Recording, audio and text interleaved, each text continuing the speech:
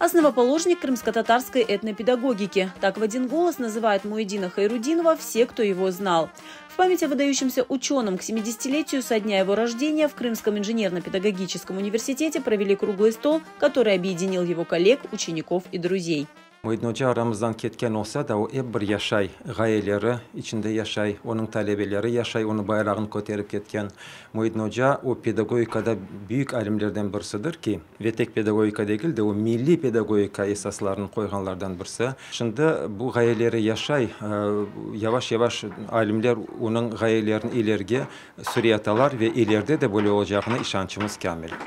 Мечтавший в юности стать историком, Муидин Хайрудинов стал гениальным педагогом. В Узбекистане он был проректором Ферганского госуниверситета. После работал в ВУЗе в Николаеве, а по возвращении в Крым преподавал в Таврическом национальном университете и стоял у истоков основания Крымского инженерно-педагогического университета. Это время друг и коллега Муидин Hoca Исмаил Керимов вспоминает с особым теплом. Evet, unutulmayacak vakitler çünkü o zamanda bugündeki gibi böyle auditoriyalar, üniversite böyle bir binalar şeyler yok idi.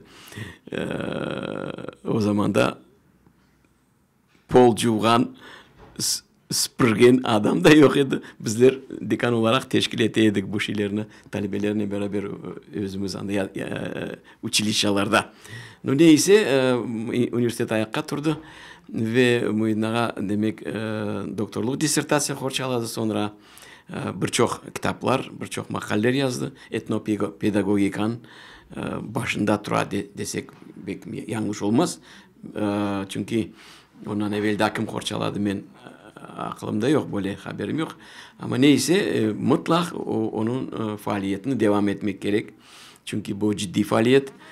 Особенные отношения были у Муидина Хайрудинова и с его студентами. В работу с ними он вкладывал не только свои знания, но и душу. Хочется вспомнить студенческие годы. Муидин Айдинович вел у нас педагогику.